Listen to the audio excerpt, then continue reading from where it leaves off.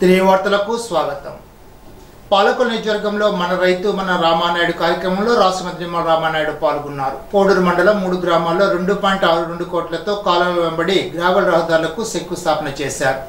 Pastor Praveen మన్నాన్ని మత విద్వేషానికి వైఎస్ఆర్సీపీ వాడుకున్నారని విమర్శించారు. వక్ఫ్ బిల్లును విమర్శించారని అన్నారు. జగనాసులను ఈడీ అటాచ్ చేసిందని తెలిపారు. ఈరోజు ఏదైతే నిస్వార్థంగా ప్రజలకు కోసం పనిచేయాలనేటువంటి తపనతో రాజకీయాల్లోకి వచ్చిన వ్యక్తిని అభివృద్ధి, సంక్షేమం, రైతులు, ప్రజలు క్షేమమే నా క్షేమం అని తెలిసేటువంటి వ్యక్తిని ఈవేళ రాజకీయాల్లో పనిచేస్తున్నటువంటి పరిస్థితి.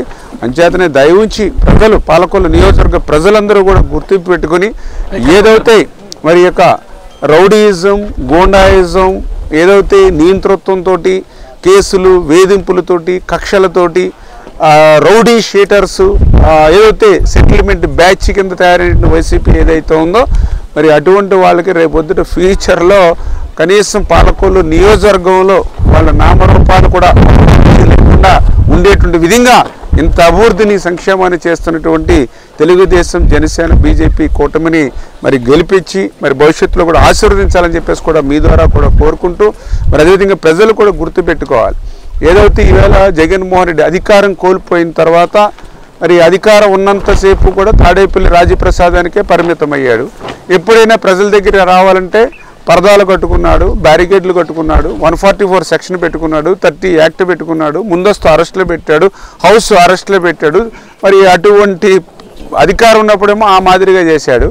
ఇప్పుడు అధికారం పోయిన తర్వాత కనీసం ప్రజలు ప్రతిపక్షానికి కూడా పనిచేయవని తీర్పిచ్చిన తర్వాత కూడా ఈరోజు ప్రజల మధ్య చిచ్చు పెట్టాలని, మతాల మధ్య, కులాల మధ్య, ప్రాంతాల మధ్య చిచ్చు పెట్టేటువంటి ప్రయత్నం తన అవినీతి పత్రిక, అవినీతి ఛానల్ ఏదైతే ఉందో, ఎందుకంటే ఆనాడు ప్రజల్లోకి రాలేదు, ఈనాడు ప్రజల్లోకి రాలేదు, తన అవినీతి పత్రికలోనూ అవినీతి ఛానల్లోనూ మరి అసత్యాలు అచ్చుగుద్ది ప్రజల్ని మళ్ళీ వర్గాలుగా, మరి మతాల వారీగా, ప్రాంతాల వారీగా విడగొట్టి ఆ యొక్క వేడి కాచుని ఏదో కాసుకోవాలనేటువంటి పరిస్థితిలో మరి ఇవాళ జగన్మోహన్ రెడ్డి వ్యవహార శైలి ఉంది.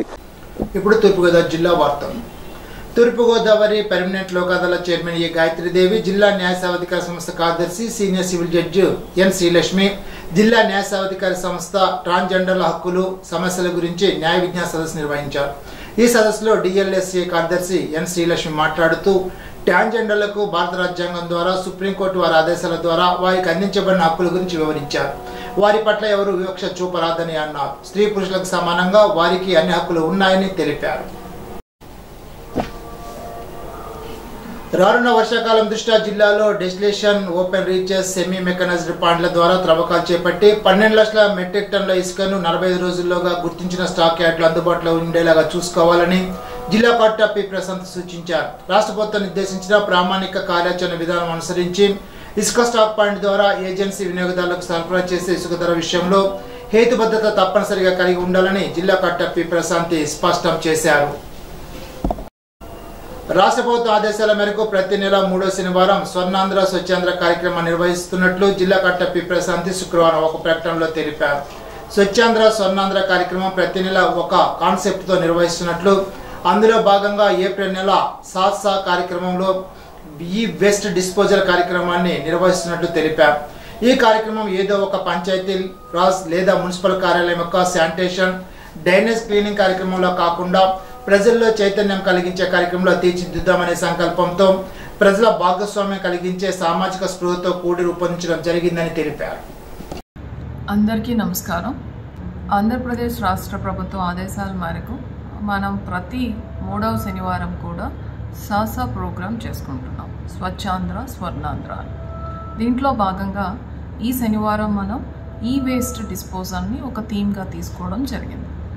ఈ సాసా ప్రోగ్రాం అనేది ఏదో ఒక డిపార్ట్మెంట్స్కి సంబంధించి, పంచాయతీరాజ్ కానీ మున్సిపల్ అడ్మినిస్ట్రేషన్కి సంబంధించిన ఒక శానిటేషన్ ప్రోగ్రామ్గా, అదర్వైజ్ శానిటేషన్ వర్కర్స్ వచ్చి రోడ్స్ క్లీన్ చేయడం, డ్రైన్స్ క్లీన్ చేయడం అనే కాకుండా ప్రజల్లో దీని మీద చైతన్యం రావాలి, వేస్ట్ని ఎలా డిస్పోజ్ చేయాలి అనేది వాళ్ళకి అవగాహన రావాలి, తక్కువ వేస్ట్ని క్రియేట్ చేయాలి, రీయూజ్ చేయాలి, రెడ్యూస్ చేయాలి అని 3R కాన్సెప్ట్లో కూడా మనం ఎక్కువ అవగాహన కల్పించే విధంగా ప్రోగ్రామ్స్ చేయడం జరుగుతుంది.